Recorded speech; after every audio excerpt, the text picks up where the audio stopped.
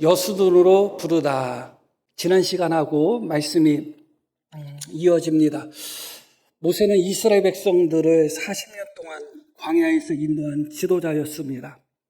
이제 가나안 땅을 목전에 앞둔 시점에서 광야 생활 40년째 되는 첫째 달에 이스라엘 백성들은 신광야 가데스라는 곳, 그곳에 도착하게 됩니다. 그런데 문제는 그곳에서 물이 없을 때 이스라엘 백성들이 예전의 습관에 따라서 원망불평하고 또 지도자인 모세를 대적하는 그런 모습을 보였죠. 40년 동안 모세가 광야에서 이스라엘 백성들을 주님의 말씀으로 양육하고 40년 동안 주님의 구름 기둥과 불 기둥이 이스라엘 백성들을 인도하고 만나와 메추라기로 하나님이 먹이셨는데 40년 동안 이스라엘 백성들은 하나도 변하지 않았어요. 그런 모습을 보면서 모세는 이스라엘 백성들을 향하여 패역한 자들아 그렇게 소리쳤죠. 모세의 심정이 충분히 이해가 갑니다. 그럼에도 불구하고 그 자리에서 하나님은 그렇게 원망불평하며 물을 달라고 했던 이스라엘 백성들에게 강수와 같은 반석을 열어서 물을 주십니다. 그리고 오히려 모세에게 내가 하나님의 거룩함을 나타내지 않았기 때문에 너희는 가나안 땅에 들어가지 못할 것이다. 그런 말씀을 하셨죠. 패역한 자라고 이스라엘 백성들을 향하여 모세가 외칠 때 모세 마음은 어땠을까 하는 생각이 듭니다. 사실 그 순간에 가장 비참했을 사람은 모세 자신이에요. 자신이 이스라엘 백성들을 40년 동안 이끌고 인도했는데 자신이 지도자로서 이스라엘 백성들에게 율법과 말씀을 가르쳤는데 자신의 입으로 패역한 자들하고 외칠 수밖에 없을 정도로 이스라엘 백성들의 수준은 참 한심한 수준이었거든요. 그렇기 때문에 지도자로서 모세 자신이 패역한 자들이라고 외칠 때 아마 참담한 심정이 아니었을까 그런 생각을 하게 됩니다. 그럼에도 불구하고 하나님께서는 그들에게 반석에서 물을 먹여주십니다. 그러고 얼마 되지 않아서 이스라엘 백성들이 지난주에 다 드렸던 말씀인데 길을 떠나서 가는 중에 그 노정이 광야의 여정이 자기들에게 마음에 들지 않았습니다. 길이 마음에 들지 않았어요. 더 좋은 길이 있고 더 가까운 길이 있었지만 하나님께서 멀리 인도하시는 것이 마음에 들지 않았어요. 그래서 하나님께 원망불평을 합니다. 그곳에서 하나님께서 불뱀을 보내셨고 불뱀을 보내신 후에 이스라엘 백성들을 또 구원하시기 위하여 놋뱀을 허락하여 주셨습니다. 하나님의 크신 은혜죠. 반석에서 물을 마신 지 며칠이 됐다고 길이 나쁘니 좋으니 하면서 하나님께서 주시는 만나가 좋으니 나쁘니 하면서 하나님께 원망을 하겠어요. 그래서 하나님은 불뱀을 보내셨지만 불뱀도 없던 불뱀이 아니에요. 사실은 광야에는 전갈이나 불뱀들이 원래 많습니다. 그런데 40년 동안 하나님이 보호해 주셨던 거예요. 그러니까 없던 불뱀을 보내신 것이 아니라 있던 불뱀을 막으시다가 잠깐 막으시는 손길을 놓으신 것뿐이죠. 그러다 보니까 불뱀들이 이스라엘 백성들을 물어서 많이 죽었습니다. 죽어가는 사람도 많았지만 하나님은 다시 한번 그들에게 긍휼을 베풀어서 놋뱀을 바라보는 자마다 다 살 거라고 하셨습니다. 역시 이스라엘 백성들은 패역한 백성인 것 같아요. 사실은. 그런 후에 또 얼마 되지 않아서 이스라엘 백성들이 어떻게 해요? 불뱀에서 물려 죽던 그들을 놋뱀으로 하나님이 살려주시고 은혜를 베풀어 주셨는데 몇 달이 되지 않아서 바알 우상을 섬기고 음행을 하는 이스라엘 백성들의 모습을 봅니다. 너무 패역한 모습이죠. 그럼에도 불구하고 지난주에 말씀드렸듯이 이렇게 패역한 이스라엘 백성들을 향하여 모세가 마지막 순간 그들에게 축복을 하게 되는데 놀랍게도 한 지파도 저주받은 지파가 없이 모든 지파에게 축복을 했다는 겁니다. 너무너무 패역한 자들이고 패역한 모습이 하나도 변하지 않았잖아요. 그 짧은 기간에 하나님의 은혜를 반역하고 배반한 것이 몇 번이에요. 오히려 정직하게 보면 모세가 옳습니다. 모세가 맞았습니다. 이스라엘 백성들은 패역한 족속인 것이 분명합니다.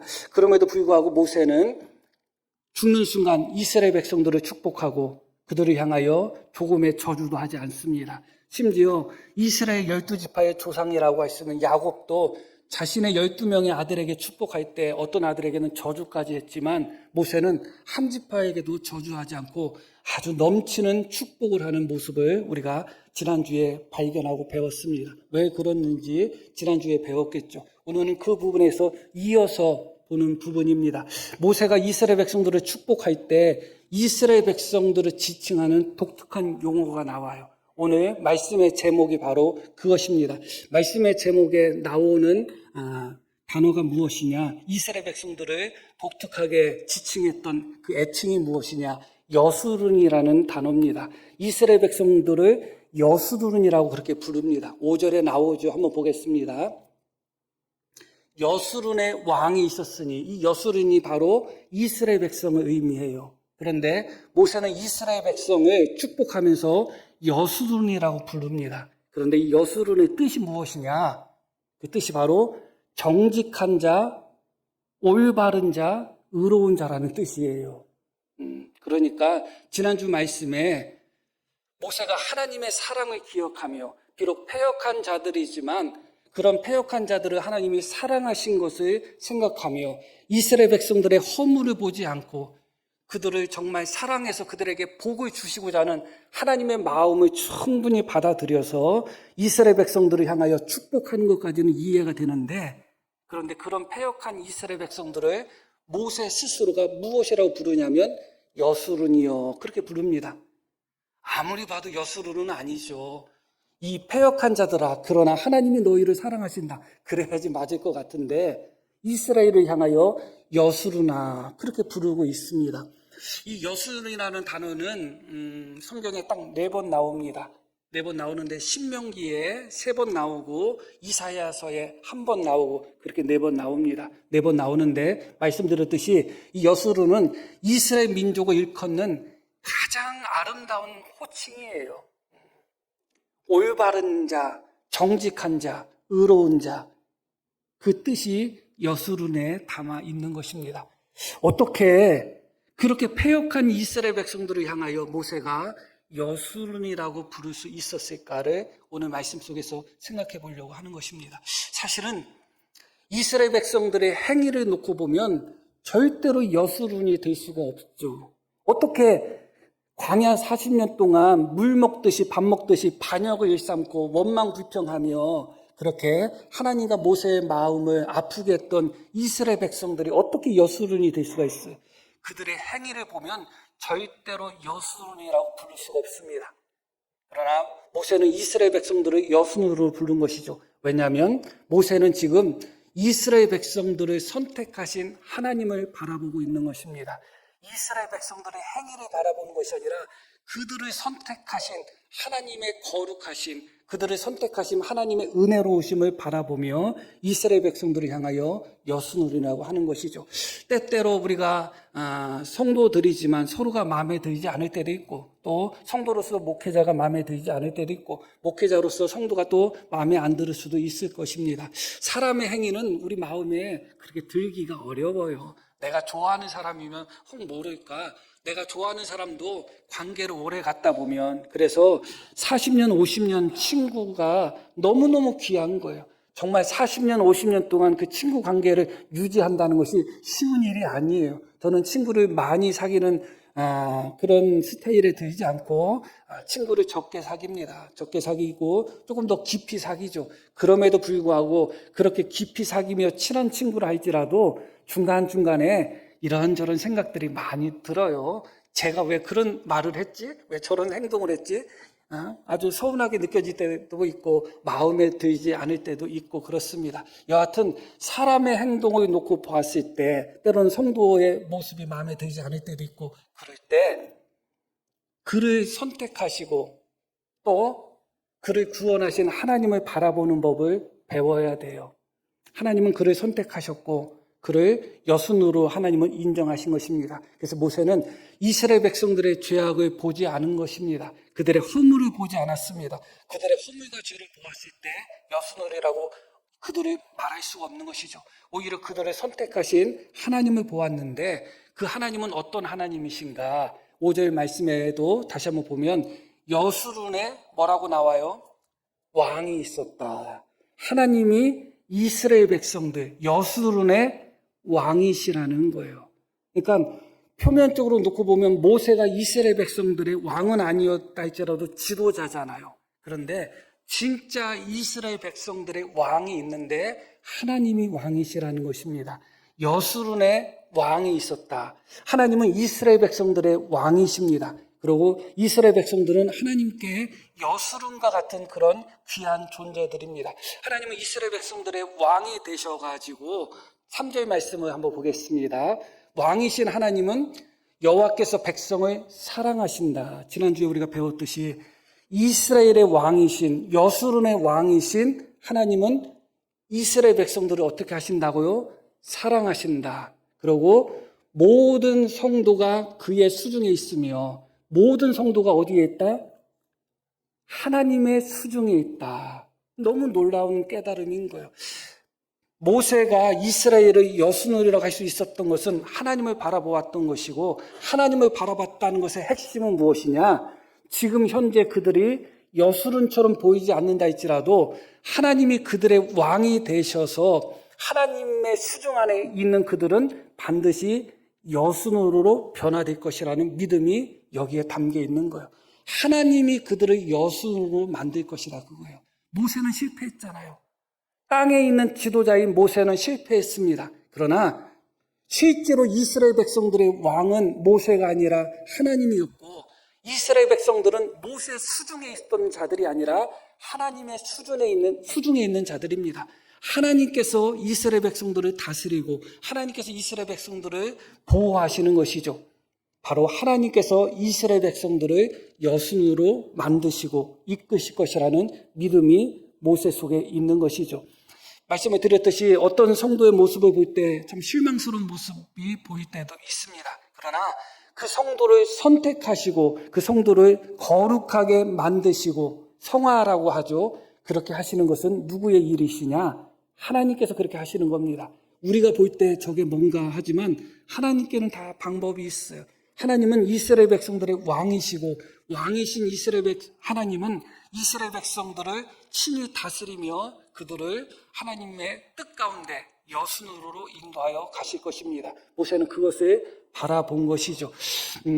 왕이신 하나님이 이스라엘 백성들을 통치하고 또 보호하실 뿐만 아니라 26절 말씀 본문 보겠습니다. 여순이여, 여기 한 번 더 나오죠. 하나님 같은 이가 없도다. 그가 너를 도우시려고 하늘을 타고 궁창에서 위엄을 나타내시는도다. 하나님을 어떤 분으로 표현하고 있느냐? 도우시는 분이다. 이스라엘 왕이신 하나님, 이스라엘을 사랑하시는 하나님, 그 하나님은 어떤 하나님이시다? 이스라엘을 도우시는 하나님이다. 하나님이 도우시는데, 하나님이 붙드시는데 여수론이 안 될 게 뭐가 있겠어요? 지금 너무 소망이 없어 보이고 너무 가능성이 없어 보인다 할지라도 하나님께서 도우실 것인데, 하나님께서 만드실 것인데, 하나님이 왕이 되셔서 하나님 손 안에서 친히 빚으실 것인데 여수론이 안 될 이유가 어디 있겠습니까? 하나님을 바라보면 소망이 있는 것입니다. 사람을 바라보면 희망이 없고 또 사람을 바라보면 실망하게 되지만 하나님을 바라보면 소망이 있는 것이죠. 하나님이 여수론을, 이스라엘 백성들을 어떻게 하신다? 도우신다. 그렇게 말씀이 나옵니다. 이 돕는다는 이 단어가 성경에 가장 첫 번째 나온 곳이 어디냐면 조금 눈치가 채지시나요? 하나님께서 그 아담을 만드시고 아담이 혼자 있는 것을 보고 뭐라고 말씀하셔요? 독처하는 것이 좋지 않다. 내가 그를 위해서 돕는 배필을 만들겠다. 그때 처음 사용됐던 단어예요. 그러니까 마치 아내가 남편을 돕는 것처럼 하나님께서 이스라엘 백성들을 돕는 분이시다. 그런데 문제는 남편을 도우라고, 아담을 도우라고 만들었던 하와가 아담을 잘 도와서 아담을 죄에 빠지게 만들었죠. 선악과를 따먹게 했습니다. 인간의 도움에 부족함이 거기에 있습니다. 인간은 때로는 도와준다고 하지만 인간의 도움이 해로울 때가 많아요. 인간의 도움이 오히려 도움이 아니라 더 손해가 될 때도 있고, 인간의 도움으로 말미암아 오히려 마음이 더 상하거나 상처받을 때도 있습니다. 인간의 도움은 그렇습니다. 그러나 하나님은 그렇지 않습니다. 처음으로 아담을 창조하시고 그를 돕는 배필로 하와를 만드셨지만 그 하와는 하나님께서 금하신 선악과를 따먹고 그 선악과를 아담에게 줌으로 말미암아 이상하게 도왔습니다. 그건 도왔다고 할 수가 없겠죠. 그래서 결국은 아담 이후부터 모든 인류 인생들은 다 죄인으로 태어나잖아요. 하와가 아담을 도운 것은 죄인으로 만드는 것으로 도운 거예요. 어떻게 보면. 그런데 하나님은 놀랍게도 이스라엘 백성들을 선택하시고 도우시는 하나님은 이스라엘 백성들의 죄에서 건지시고 죄에서 구원하시고 죄에서부터 거룩하게 만드시는, 그렇게 도우시는 하나님이신 것입니다. 하나님이 도우신다는데 무엇이 문제가 있겠습니까? 사람의 도움으로 말미암아, 하와의 도움으로 말미암아 오히려 아담과 그의 모든 자손들은 죄인으로 태어났고 죄의 종노릇을 하게 되었지만, 그런 죄인들을 하나님이 도우시는 것입니다. 하나님은 우리의 죄를 없애시는 하나님이시지 다시 우리에게 죄를 가져다 주시는 하나님은 아닌 것이죠. 다윗이 아니라 모세는 바로 그것을 바라본 것입니다. 하나님께서 지금 현재 이스라엘 백성들의 모습은 전혀 정직한 자, 의로운 자, 여수름 같지 않습니다. 너무나 패역한 자들이지만 그런 패역한 이스라엘 백성들의 진짜 왕은 하나님이시다. 그리고 하나님이 그들을 사랑하셔서 그들을 돕고 계신다. 그것을 바라보는 순간 모세는 여수는이여 하면서 이스라엘 백성들을 향하여 외칠 수 있었던 것입니다. 하나님은 그들을 도우시는 분입니다. 죄악 가운데서 그들을 도우시고 건지시는 분이시죠. 그러기 위해서 하나님이 이스라엘 백성들에게 첫 번째 하셨던 것이 무엇이냐면 하나님의 율법, 하나님의 말씀을 주시는 것이었습니다. 본문 2절 말씀을 보겠습니다. 그가 이르렀으되 여호와께서 시내산에서 오시고 세이산에서 일어나시고 바란산에서 비추시고 1만 성도 가운데 강림하셨다. 이렇게 말씀이 나오죠. 하나님께서 어떻게 하셨다는 거예요? 직접 오셨다는 거예요. 임재하셨다는 거예요. 오셔서 어떻게 하셨다? 계속 말씀 봐요. 그의 오른손에는 그들을 위해 번쩍이는 불이 있다. 이스라엘 백성들을 위하여 하나님의 오른손, 하나님이 직접 임재하셨는데 아마 이때는 시내산에서 이스라엘 백성들에게 율법을 주신 것을 말씀하는 것 같아요. 하나님의 오른손에는 번쩍이는 불이 있다. 그것이 우리 성경에 보면 밑에 주가 나오죠. 주에는 뭐라고 나와요?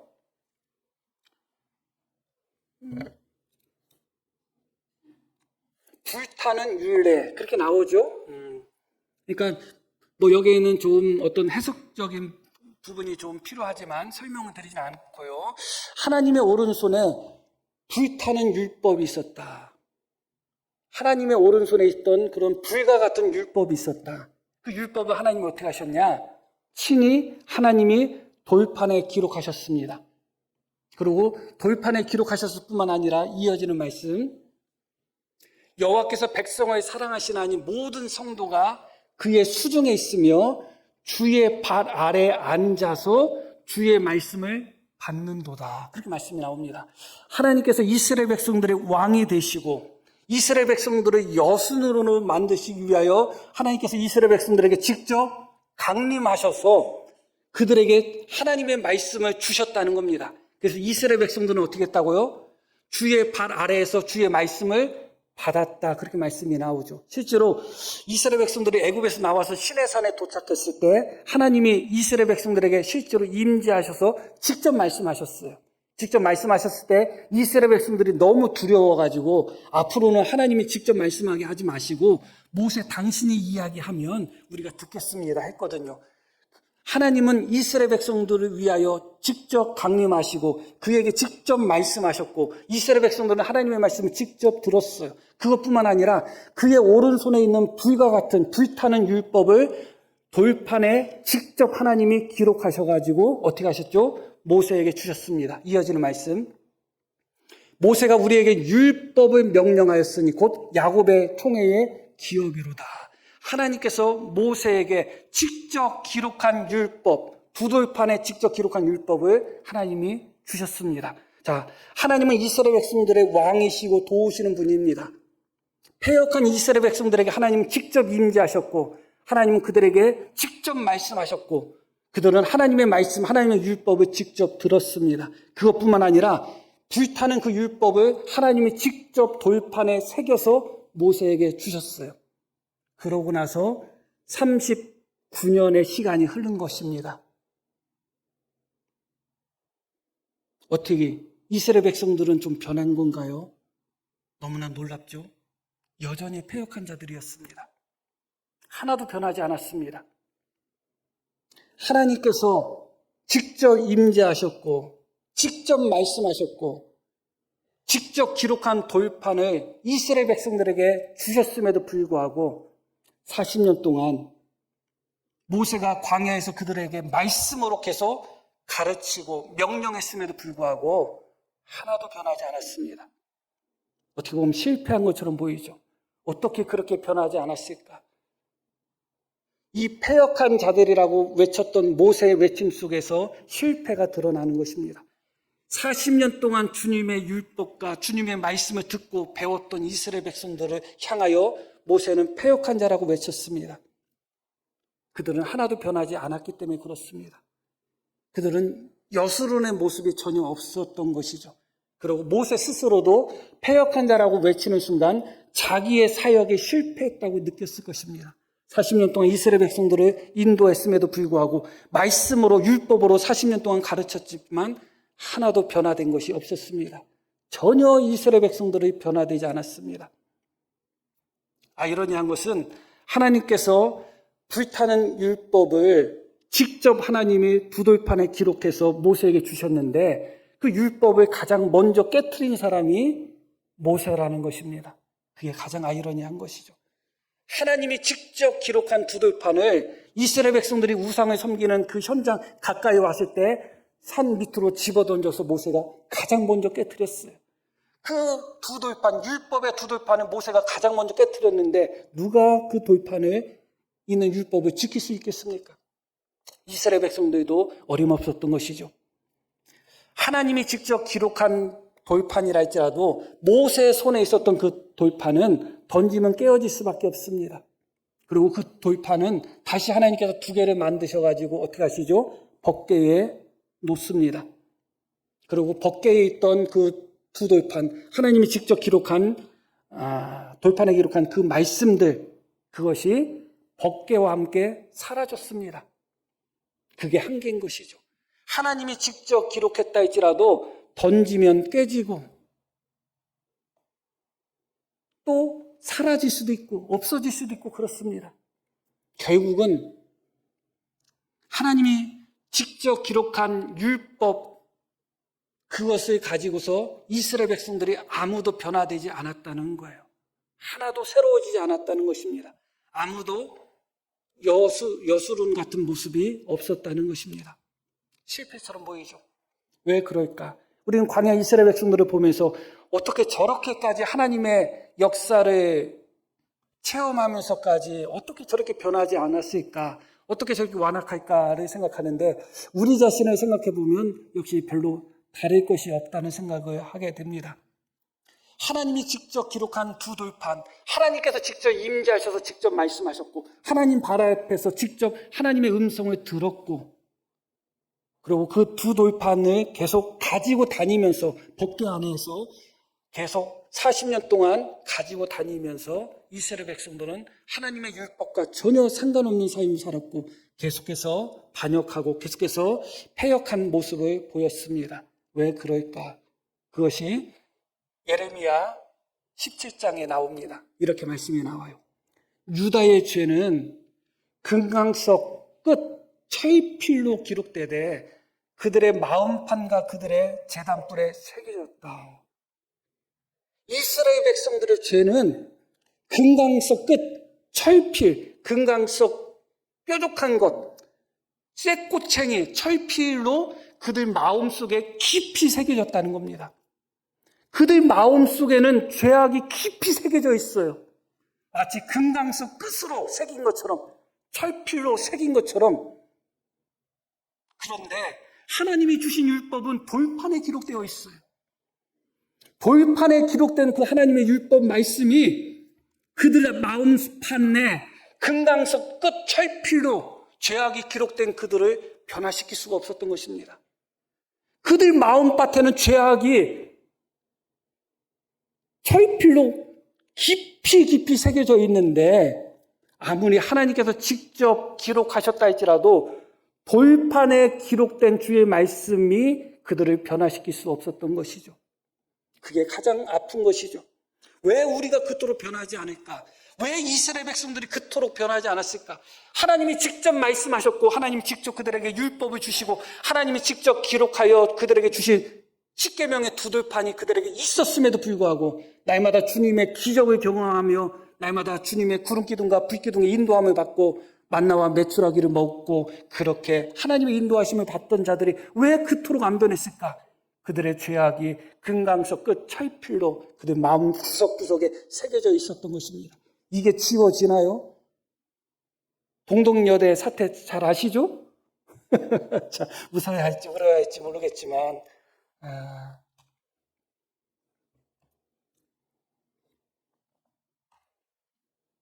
자칫 잘못 얘기하면 또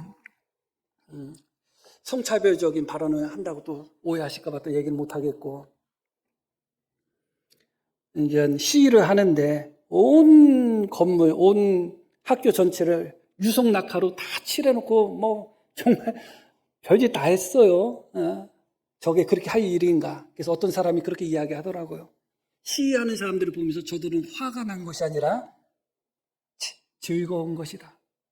화가 난 것이 아니라 즐거운 것이다. 그 자체를 즐기는 거예요. 부조리에 분노한 것처럼 보이고 불의에 항거하는 것처럼 보이지만 화가 난 것이 아니라 그들은 즐거워하는 것이다. 재밌었겠죠, 어떻게 보면. 자기들이 정의의 투사인 것처럼 생각했겠죠. 그런데 그게 유속 낙하로 겉에 한 거지만 웬만해서 안 지워진다는 거예요. 그걸 지우려면 지금 얘기로는 최소한 100억 이상 들어간다는 거예요. 안 지워진다는 거예요. 지우려고 하다 보면 더 스며든다는 거예요. 어떤 사람은 요즘 뭐 문신하는 분들 많죠. 조그맣게 하는 분도 많고 믿는 사람들도 좀 하는 분도 있고 그렇습니다. 근데 어떤 분은 얼굴까지 문신한 사람도 있고 그래요. 아주 심하죠. 그러다가 나중에 지워야지 할 때 그게 그렇게 힘들다는 거예요. 새기는 것은 쉬운데 우리 몸에 새겨진 문신, 학교 벽에 낙하칠한 그 낙하 자국도 그렇게 지워지기가 어렵습니다. 근데 하물며 우리 마음밭에 금강석 끝 철필로 죄악들이 구석구석 새겨져 있다면 변화되기가 쉽겠어요? 변화될 수가 없습니다. 하나님께서 직접 그들에게 두들판을 써주셨지만 금강석 철필로 구석구석 죄악의 마음판에 죄악이 기록된 이스라엘 백성들은 하나님이 주신 율법을 어떻게 했어요? 깨트려 버린 것입니다. 어찌 하나님이 주신 율법을 깨트려 버릴 수가 있겠어요? 그들의 마음이 깨져야 되는데 왜 그들의 마음이 깨지지 않을까요? 그들 마음판에는 금강석 끝 철필로 기록된 죄악들이 가득하기 때문에 그래요. 그러다 보니까 하나님의 말씀을 깨트려 버리는 거예요. 자기들의 마음이 변하지 않습니다. 새로워지지 않습니다. 오히려 너 죄인이야, 너 잘못했어, 너 그렇게 살면 안 돼 하는 하나님의 말씀을 깨트려 버리고 그 하나님의 말씀에 길을 막아버리는 것입니다. 그런 모습이 예레미야 31장에 나옵니다. 31장 2절 여기 보면 32절 보면 이렇게 나오죠. 이 언약은 내가 그들의 조상들의 손을 잡고 지금 광야 이스라엘 백성들을 이야기하는 거예요. 여기서는 조상들이 광야 이스라엘 백성입니다. 그들의 조상들의 손을 잡고 하나님께서 손을 잡고 애굽 땅에서 인도하여 내던 날에 맺은 것 같지 아니할 것은 내가 그들의 남편이 되었어도 하나님께서 이스라엘 백성들을 손을 잡고 애굽 땅에서 인도하시고 하나님이 이스라엘 백성들의 친히 무엇이 되셨다? 아니, 32절 남편이 되었다는 거예요. 그럼에도 불구하고 어떻게 했다고요? 그들이 내 언약을 깨트렸다. 왜냐? 그들 마음밭에는 금강석 철필로 구석구석 죄악들이 기록되어 있기 때문에 그들의 마음이 하나님의 말씀을 받아들이지를 않는 겁니다. 마치 모세가 두들판을 깨트린 것처럼 이스라엘 백성들도 하나님 말씀 앞에 자신의 마음이 깨지고 하나님 말씀 앞에 자신의 생각이 깨지고 하나님의 말씀 앞에 자신의 죄악이 깨져야 되는데 그 마음에 너무나도 죄악이 깊게 새겨져 있어가지고 하나님 말씀 앞에 자신의 마음이 깨지지가 않고 도리어 하나님의 말씀을 깨트려 버리는 것입니다. 말씀을 들을 때 말씀 앞에 애통해하며 말씀 앞에 회개하고 자신을 깨트리고 자신을 쳐야 되는데 도리어 그 말씀을 쳐버리는 겁니다. 왜 그런 설교를 하는지 모르겠다고. 내가 듣기 싫으면 받아들이지 않는 것입니다. 이스라엘 백성들이 그렇게 하나님이 주신 언약의 두들판 그 말씀을 깨트려 버린 것입니다. 모세가 먼저 시작했고 이스라엘 백성들도 그 죄에 함께 동참한 것입니다. 하나님께로부터 두돌판 율법을 받았던 모세조차도 실패했고 모세를 통해서 하나님의 율법을 배웠던 이스라엘 백성들도 다 실패한 것입니다. 그 누구도 여수론과 같은 자들이 없었습니다. 그럼에도 불구하고 모세는 이스라엘 백성들을 향하여 여수르나 그렇게 외치죠. 왜냐하면 모세가 깨닫지 않았던 하나님의 남아있는 역사가 있기 때문에 그래요. 그것은 무엇이냐? 결국은 이스라엘 백성들을 여수노로 만드는 것은 하나님이 직접 기록한 돌판에 기록한 율법이 아니에요. 돌판에 기록한 율법으로라는 금강석 끝 철필로 그들 마음밭에 기록된 죄악을 씻거나 깨트릴 수가 없습니다. 그래서 하나님이 어떻게 하시겠다고 말씀하느냐? 이어지는 말씀. 그러나 그날 후에 내가 이스라엘 집과 맺을 언약은 이러하니 곧 내가 나의 법을 그들의 속에 두며 그들의 마음에 기록하겠다. 하나님이 선택하신 방법이에요. 패역한 이스라엘 백성들을 여순으로 만드시기 위하여 선택한 방법은 결국은 두 돌판에 기록한 율법이 아니라 하나님이 직접 금강석 끝 철필로 구석구석에 죄악이 기록된 그들 마음속에 하나님이 직접 그들 마음속에 하나님의 말씀을 기록하겠다는 것입니다. 그런데 전제가 필요한 것이죠. 구석구석 금강석 철필로 기록된 새겨진 죄악들이 있는 상태에서 하나님이 그 위에 하나님의 말씀을 새긴들 무슨 소용이 있겠어요? 어떻게 해야 되겠어요? 그런 죄악을 먼저 씻어내야 되겠죠. 그게 바로 예수 그리스도의 십자가인 것입니다. 하나님은 이스라엘을 여순으로 만들기 위하여 예수 그리스도의 십자가의 보혈로 믿는 자들에게 그들의 있는 아무리 그들 마음속에 금강석 철필로 죄악들이 새겨졌다 할지라도 예수님의 십자가의 보혈이 그 모든 것을 다 덮어버리는 것입니다. 다 덮어버리는 것입니다. 그런 후에 어떻게 하셔요? 주의 성령을 통해서 그들 마음속에 하나님의 율법을, 하나님의 말씀을 새기는 것입니다. 먹으로 새기는 것도 아니고 붓으로 새기는 것도 아니고 철필로 새기는 것도 아니고 예수 그리스도의 보혈로 그렇게 죄악들이 도마이된 우리의 마음판에 하나님의 성령으로 우리 마음판에 주의 말씀을 새기시는 것이죠. 그렇기 때문에 궁극적으로 이 여순원이라는 이상, 옳은 자, 정직한 자, 바른 자라는 의미를 가진 이 여순원의 이상은 결국 신약에 와서 예수님을 통하여서 성취가 되는 것입니다. 그리고 육적 이스라엘 백성들이 아니라 영적 이스라엘 백성, 육적으로 아브라함의 후손을 위한 여순원이 아니라 영적 믿음의 후손인 믿는 자들이 여순으로 서는 것이죠. 그렇기 때문에 이 말씀은 결국은 무엇까지 바라보는 말씀인가? 신약에 와서 예수님의 십자가로 말미암아 십자가의 은혜로 말미암아 하나님 앞에 의로워지는 성도를 바라보는 것입니다. 그게 참된 여순론이에요. 처음부터 하나님은 모세의 축복을 통해서 여순론이라고 이야기할 때 한 번도 자신의 의로운 행동으로 정직하고 의로운 자 여순론이 되는 이스라엘을 생각하지 않으셨어요. 그럼 불가능합니다. 우리도 마찬가지입니다. 우리가 의롭게 되는 것은 율법을 지키고 행함으로 의로워지는 게 아니에요. 하나님은 우리를 의롭다고 인정하시잖아요. 의인은 없고 하나도 없지만 그럼에도 불구하고 예수 그리스도를 믿는 우리를 의롭다고 인정하시는 거예요. 우리 안에 성령을 주셨다는 것은 우리가 깨끗해졌다는 거예요. 성령은 죄악이 있는 곳에 임재하지 않으십니다. 우리 안에 성령이 있다는 것은 더 이상 금강석 철피 끝으로 그렇게 새겨진 죄악들이 우리 마음속에 있는 것이 아니라 우리가 예수 그리스도의 보혈로 이미 깨끗해졌다는 것을 보여주는 것입니다. 그렇게 하나님께서 역사하시는 것입니다. 그렇게 하나님께서 이루어 가시는 것이죠. 그것이 너무너무 놀라운 것입니다. 그렇기 때문에 이 말씀은 결국 신약에 와서 성도들을 통하여 이루어질 말씀입니다. 여기 계신 분들은 다 주님 앞에 다 의인이에요. 이미 의인입니다. 다 믿으시잖아요. 이미 죄를 다 용서받았어요.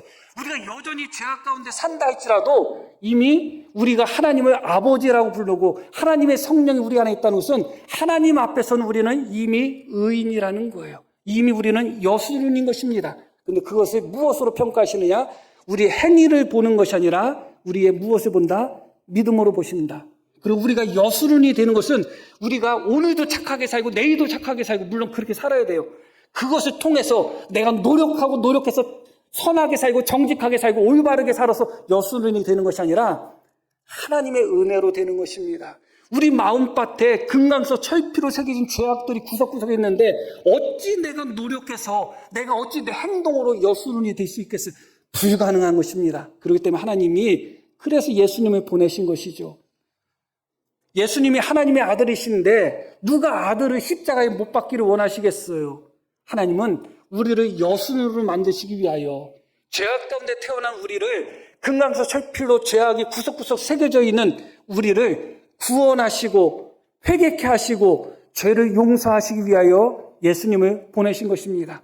예수님의 피로 우리의 모든 죄악들을 덮어버린 그 마음판에 성령의 능력으로 우리 마음판에 하나님의 말씀을 하나하나 새기시는 것입니다. 믿으시기를 바랍니다. 지금 이 순간도 목사 입을 통해서 선포되는 하나님의 말씀으로 성령님들 마음판에 하나님의 말씀을 새기는 것입니다. 금강석 철필로 새겨진 그런 죄악과는 비교가 안 되는 거예요. 하나님의 성령께서 직접 기록하시는데 하나님의 성령께서 직접 우리 마음판에 새기는데 변하지 않을 것이 어디 있겠어요. 그렇기 때문에 때로는 우리의 삶을 돌아볼 때 너무너무 변화되지 않는 것처럼 느껴질 때가 있고 여전히 우리가 죄악 가운데 종살이하는 느낌을 받을 때가 있을 것입니다. 그러나 중요한 것은 하나님의 은혜는 이 모든 것을 다 이겨버리실 것입니다. 하나님께서 우리를 여순으로 만드시고 하나님께서 그렇게 하실 겁니다. 아들까지도 아끼지 아니하신 하나님이 무엇을 아끼겠어요?